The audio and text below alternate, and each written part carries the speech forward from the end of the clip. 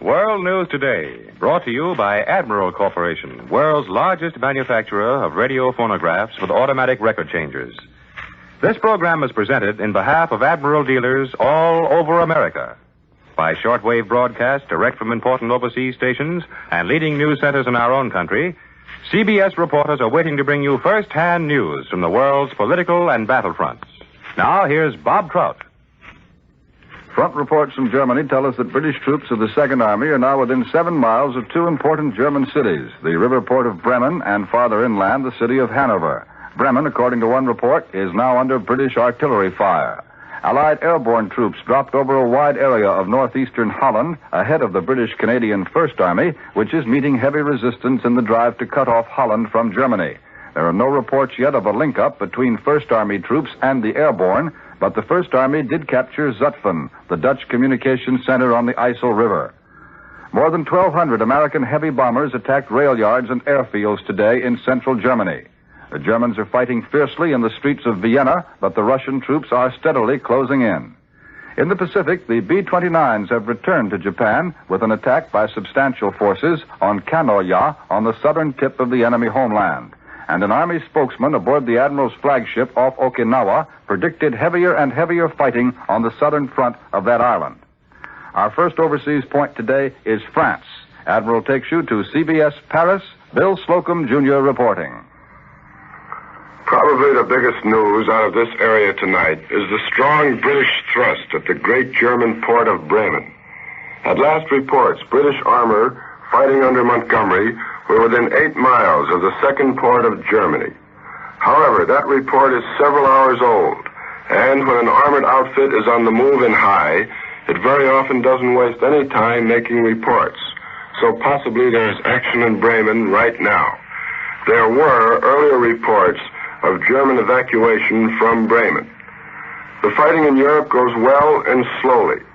In the Ruhr pocket, Americans grind their way into the core of German resistance.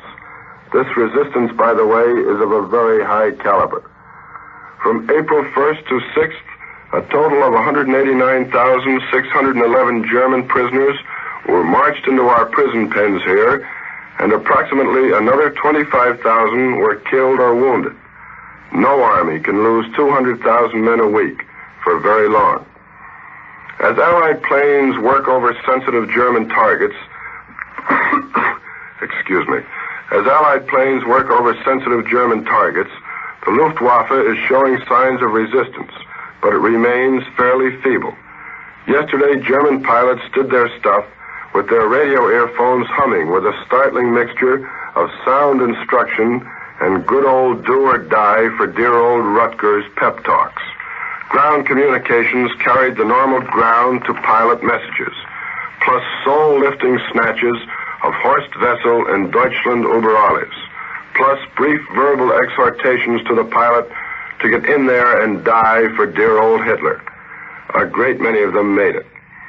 We may not have the Germany in hand as yet, but we certainly have a large portion of her bankroll. As you know, we captured a salt mine yesterday, which was a treasure house including 100 tons of gold bullion, 3 billion marks, $2 million, 100 million French francs, 110,000 pounds sterling, and so on and on and on. Today it was announced that an almost countless treasure of statues, pictures, tapestries, and other art treasures were also found in the mine. It was also announced that as yet, no American soldiers had seen the gold or the dollars. This is Bill Slocum, Jr. at Supreme Allied Headquarters, Paris. I return you now to Admiral in New York. The American First Army moved tanks over 4 Weser River crossings today. For a direct report from this battle zone, Admiral takes you to Germany. Richard C. Hottelet reporting. The First U.S. Army is on the move again and racing eastward. Infantry stormed across the Weser River and this morning drove on 13 miles to take the university town of Göttingen. Here, they captured a bridge across the Leine River, and this afternoon, the doughboys were moving ahead beyond it. This is a breakthrough, the inevitable breakthrough. Our only slight resistance along the way. When they got plenty of Germans, 15,000 Germans lying wounded in military hospitals. Situation. That's just about what we'll meet as we keep on driving east. There's no indication of any organized German troops ahead until we hit the Russian front, now only 188 miles away. You'll notice that the rapid advance this morning was an infantry advance. I've just come back from that area, and the terrain up there explains our tactics. In this thickly wooded, hilly country, it's been an infantry job to clean out the forests, get across the rivers. Tanks are too vulnerable. So the infantry was sent ahead to sweep aside the thin crust of resistance the Germans had built up and to secure the roads against ambush. It was like jabbing in a hypodermic needle through which our armor and our swift motorized units can be squirted through. Right now, the infantry is about on the edge of the difficult country. Ahead of us lies open, rolling ground. It's the Thuringian Basin, an excellent avenue into the heart of Germany and fine country for tanks. The weather has been clear and sunny again today. Our fighter bombers have been able to sweep out and pound targets ahead of us. Remember the part the Air Force boys have played. Remember the part the infantry has played when the headlines are again monopolized by our armored spearheads. This is Richard C. Hottelet with the 1st U.S. Army, returning you to Admiral in New York. And now here's Warren Sweeney with a word from Admiral. And now you're going to hear how to preserve. Today we want to satisfy the curiosity of a lady listener. She wrote a letter to Admiral Corporation a few days ago, which read as follows. I am a regular listener to your Admiral World News Today program, and I'm certainly intrigued with the idea of owning an Admiral refrigerator that won't have to be defrosted. But I'm puzzled. You say there are no coils or ice cube compartment to defrost. What do you do about ice cubes? Can't you freeze ice cubes in the Admiral Dual Temp? I'll say you can freeze ice cubes in the Admiral Dual Temp. Hundreds of them, all at once. The freezing locker in the Dual Temp has a freezing temperature as low as 5 degrees below zero. If you're having a party and need a lot of ice cubes, you can freeze nearly 2 bushels of them. Then, because of the dry cold in the Admiral Dual Temp freezing locker, you can store them as long as you like, and they won't even stick together. You see, the Admiral Dual Temp is really 2 refrigerators in one. Besides the freezing locker, there's the huge purified moist cold compartment with a temperature of 38 degrees and 85% humidity, and it never needs to be defrosted. Here, foods will stay fresh and appetizing without covered dishes. The Admiral Dual Temp is the answer to all of tomorrow's home refrigeration problems. Dual Temp is the successor to the ordinary mechanical refrigerator. And remember, only Admiral can build a Dual Temp. Now here once again is Bob Trout. The British people once again have watched large forces of heavy bombers bound for Germany. For this and for other news, Admiral takes you to CBS London. Douglas Edwards reporting.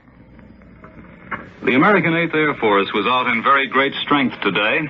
1,200 fortresses and liberators, accompanied by 750 fighters, attacked rail yards, airfields, ordnance depots, an oil storage center, and a repair factory for jet-propelled planes. The targets were in central Germany, west of Berlin, south to Nuremberg. 10 bombers and 1 fighter were lost in the operation. Well, now that the Weser River has been reached and crossed, military observers here in London look toward the Elbe, the only river obstacle on the northern part of the front. The question is, does Kesselring intend to make a serious stand on the Elbe line, and can he do it even if those are his intentions? Well, the people I've talked to doubt very seriously if the disorganized remnants of the beaten German armies of the north will be in any shape to hold the Elbe, and they think it probably can be crossed as easily as the Weser was. Then there's the possibility that the Elbe is to be the boundary on which the Allies are to join hands with the Russians. Only in that case would it call a halt to the advance to the east. With the 9th Army, the British, the American 1st and 3rd Armies all rolling toward the heart of Germany, their objective very clearly would seem to be to meet the Russians. And it doesn't make much difference who does it first. There's a story today concerning Hitler's former deputy, the ill-fated traveler, Rudolf Hess. He's reported to be miserable because of the turn the war has taken so swiftly, and about all he does now is listen to the radio and read newspaper war reports in the living room of his prison quarters. So violently did he react to the news a short time ago, we're told, that he became a victim of advanced melancholia. Hess probably knows better than anybody outside of Germany what Hitler and company intend to do when final defeat comes, but so far he's kept that knowledge to himself, and the story goes that there is no sign that he realizes he may have to face trial as a war criminal. During the past few days, there's been a steady increase in the British press and radio and the amount of news on the Pacific War. Big play was given today of the latest American victories over the Jap fleet, and somebody expressed the opinion that so far as Britain is concerned, the West Front War is practically a thing of the past, aside from some victory celebration at a vague future date. There may be a lifting of dim-out regulations, but rationing will continue just as is in foods and clothing. Other wartime rules will apply, production must continue, and almost all of the men in service, or a great part of them, will continue at that job until Japan goes down. The British have not lost their stride. This is Douglas Edwards in London, and now back to Admiral in New York. And now for a discussion of the military situation in Russia, here's Columbia's military analyst, Major George Fielding Elliott. The Russian armies have virtually completed the encirclement of Vienna. They are reported breaking into the suburbs of the city. Marshal Tolbukin's purpose appears to be to rush this operation in the hope of preventing the Germans from carrying out house-to-house resistance, which would entail the destruction of one of the most beautiful of Europe's great historic cities. Perhaps Tolbukin will be able to do this and to liberate Vienna as Paris and Brussels were liberated without grave damage. Or perhaps the fate of Vienna will be that of Budapest and Warsaw. It is too early to tell what scale of resistance the German garrison may be able to put up, but it is ominous to note that SS troops are reported among that garrison.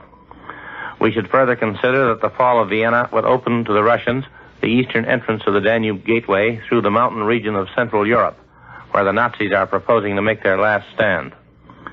In view of the fact that the troops of General Jacob L. Devers' 6th Army Group are pushing steadily toward the upper Danube in Bavaria, it is obvious that one of the great anxieties of the Nazi leaders must be a possible future junction between Devers and Tolbukin along the course of the Danube, thus cutting the mountain stronghold in two and bringing Allied forces within easy striking distance of the central citadel at Berchtesgaden. Hence, it is altogether in the cards that Vienna may be defended by the Germans to the last gasp, for the same reason that German resistance is stiffening before Devers' advancing columns in the west. During the week, another notable Russian achievement has been the advance through the High Tatras toward the eastern margin of the Moravian Gap, carried out by the 4th Ukrainian Army Group, now commanded by General Yeremenko, one of Russia's ablest field commanders. This probably foreshadows a linking up of the Russian armies in southeastern Germany and those in Austria by way of the Moravian Gap, one of Russia's ablest field commanders. This probably foreshadows a linking up of the Russian armies in southeastern Germany and those in Austria by way of the Moravian Gap. This would result in an immense shortening of the Russian front, in the consequent release of considerable numbers of Russian troops for other employment, and in the loss to the Germans of one of their most important industrial regions around Moravska Ostrava. It would also prepare the way for a Russian advance farther north, directed toward Berlin and Dresden, though this move is, in the view of many observers, likely to take place even before the situation in the Moravian Gap has been cleaned up. Now here again is Bob Trout. And now for the news developments and major problems on the home front. Admiral takes you to CBS Washington. Tris Coffin reporting. The decaying smell of the slow death of Germany is very strong in Washington. It is affecting the thinking and action in the nation's capital. Plans for reconversion are being speeded up, and within the next several weeks, the administration will ask Congress for definite policy guidance on such matters as price control, employment practices, small business, and civilian production. President Roosevelt's program is fairly clear. He wants the controls held on until we have completed the job of reconverting our vast war plant and employment is stabilized. The time when all controls will be lifted is far in the distance, sometime after Japan is conquered. This policy has been forming for not until this morning that it came out into the open. The White House released a letter to the President from Economic Stabilization Director Davis, OPA Chief Bowles, War Food Administrator Jones, and Chairman Taylor of the War Labor Board. The gist of the letter is that controls are necessary to prevent a seesaw of inflation and deflation following the defeat of Germany. These executives foresee prices and wages sagging down some after VE Day. Then, they told the President, they will start climbing up again, unless there is some check. The Reconstruction Finance Corporation announced today a program to aid small business in the difficult reconversion period. This agency will guarantee up to 75% of bank loans for small business in the post-war transition. Or, if the banks will not loan funds, RFC is prepared to put up the money itself. It is significant that the man most discussed for the RFC chairman is Harold Smith, now the efficient director of the budget. He is one of the greatest champions of small business in Washington and has worked closely with the Senate Small Business Committee. The most important announcement on reconversion is due for release possibly next week. The Army Service Forces, which buys the bulk of the war goods manufactured in America, is preparing a statement on its cutbacks. The signs are that there will be no big drop all at once, but a gradual reconversion and shift in production. Perhaps, say, a 25% cutback on war production beginning VE Day. Much of this slack will be taken up by needs of liberated Europe for machinery. The approaching end of the European war is indicated, too, by a renewed drive for the merger of the Army and Navy. Secretary of War Stimson made public today a letter putting the War Department squarely behind the proposed single department of the Armed Forces. He recommended the Senate action on this proposal. The Navy has been decidedly cool toward this merger, feeling it and the Marine Corps would be smothered by Army domination. Secretary Stimson said flatly, "We ought to have all of our Army, Navy, and Marine activities coordinated." Another sign that the end of Europe is in sight is the series of announcements by the State Department on the control of Germany. The latest is the revelation that Himmler and Goering both have agents scouting the world to raise money for Nazi post-war activities. The end of the war against Japan is also coming in for a lot of unofficial speculation. Russia's announcement that the Soviet-Japanese neutrality pact is meaningless gave rise to hopes that this war may end sooner than expected. But sober official judgment in Washington today is that Russia will not fight Japan until our forces are set to invade the home islands. The main role of Moscow now, according to these sources, is to hold down the tough Jap army in Manchuria by threat of attack. Official sources also indicate the Russian price may be to allow Manchuria to vote on becoming an autonomous Soviet republic. This area is now claimed by China. I return you to Bob Trout and Admiral in New York. We have word from Rome today that American-born Japanese of the crack 442nd United States Infantry Regiment have captured Mount Belvedere, the 3,000-foot peak 2 miles east of Massa, and they've also secured Carrara Ridge in a continuing drive toward La Spezia. This Nisi regiment hacked along the twisting roads that wind through the mountains of the famous Carrara marble quarries to within less than 19 miles of La Spezia.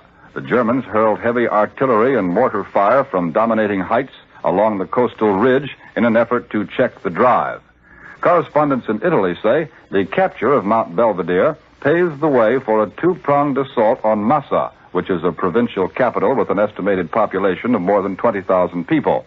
A second Fifth Army column has met stubborn resistance 2 miles south of the city, which is the last major strong point before La Spezia. The Allied command revealed today that the hard-fighting Nisi had re-entered combat after serving with the Fifth Army from Naples to the Arno. It was this regiment which stormed and captured Mount Fragolito, 3 miles southeast of Massa, in the opening phase of Lieutenant General Truscott's spring offensive. Altogether, the first week of April has been one of the worst the Axis has ever lived through. In the Pacific, the new Japanese government came into being just as the factories in the Tokyo suburbs were being bombed by super fortresses, escorted by American land-based fighter planes, making their first ominous appearance over Japan. On the same day, the Japanese Navy lost the major part of the task force it had sent into the East China Sea to combat the great Allied fleet supporting the invasion of Okinawa. And perhaps even more significant, on the previous day, the Japanese lost 294 planes in a great aerial attack on the Allied warships. The enemy planes did cause damage. They sank 3 American destroyers, and they damaged others. But in the 2-day engagement, the enemy paid a much higher price than he exacted. Japan's new premier, Baron Suzuki, says that he's moved into deepest humiliation and regret at the developments and neglect that have allowed the Allies to secure a firm foothold on portions of the sacred Japanese Empire. And Premier Suzuki has now added his warning to the other official forecasts that have recently been directed to the Japanese people, warning that the Japanese homeland may soon be invaded. And the week's great news from Moscow, where the Neutrality Pact was denounced by the Russian government, means that Japan's powerful armies on the Asiatic mainland are more severely threatened than ever before. frequently, there have been predictions by observers here at home that the Japanese armies on the continent of Asia would prove to be a more serious problem than the Japanese homeland itself. Such gloomy predictions are not likely to be heard very often from now on. In Europe, with each passing day, the British and American armies pushed deeper into Germany, and it became increasingly plain that General Eisenhower was actually being very cautious when he suggested, near the end of March last month, that the German High Command might never again be able to form a continuous north-south line to oppose the Allied forces. By now, that possibility is practically accepted as a fact, for the Germans have little time and less room in which to reestablish their Western Front. Already, the Allied spearheads are approaching territory which the Germans considered to be part of the rear areas of their Eastern Front. And if the rapid advances, which have already cut to pieces the German communication and supply areas for the Western Front, continue at the present rate, the Allied armies of the West will soon be cutting up the German communication and supply lines that lead to the Eastern Front. No one can say at what point the Russian armies on the Oder, so close to Berlin, will start their final drive. The date may depend on several things. Perhaps it's been set already in advance to synchronize with a certain stage of the advance of the Allies from the West. Or perhaps the Russians have not yet built up the strength necessary for a huge attack along the Oder. Or the Russians may wish to carry even farther forward their preliminary drive in the southeast, which is now swiftly cutting off Vienna with a trap that's within 40 miles of closing completely around the city. Steadily, the Russians in Austria are approaching the mountain area in which the German government leaders are supposed to be planning their last stand. There's still some ground for the belief that the Germans may also intend to hold out in a northern pocket.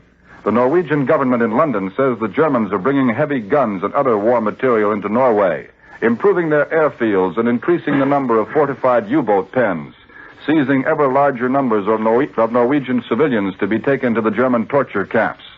The Norwegian government calls upon Sweden to abandon its neutrality and help rescue what can be saved of Norway. In this somber fashion, Norway acknowledges the approach of a tragic anniversary, the German invasion, which began 5 years ago tonight with simultaneous attacks on Norway and Denmark. It was the beginning of the terrible spring when Germany smashed all Western Europe, belligerent and neutral alike. Now the series of melancholy anniversaries is coming round again. Another spring, the last one in the brutal circle of German conquest and German defeat. And now you're going to hear how to preserve the life of your favorite music on records. Here's Warren Sweeney. If you want your precious records to last longer, you'd better take a look at the new Admiral radio phonographs just as soon as the war is won. Admiral Corporation is the world's largest manufacturer of radio phonographs with automatic record changers. But about your records. The new feather-light tone arm on the Admiral will exert so little pressure and cause so little wear that your records will last much longer, and there won't be any surface noises. The Admiral radio phonograph is the one with Slide Away. Admiral Slide Away is the exclusive Admiral feature that brings the complete phonograph turntable and automatic record changer right out in plain view, simply by opening the cabinet doors. Admiral Slide Away is another reason why your records will last longer. You eliminate the chance of chipping or breaking them when you load or unload the Admiral automatic record changer because you can see what you're doing.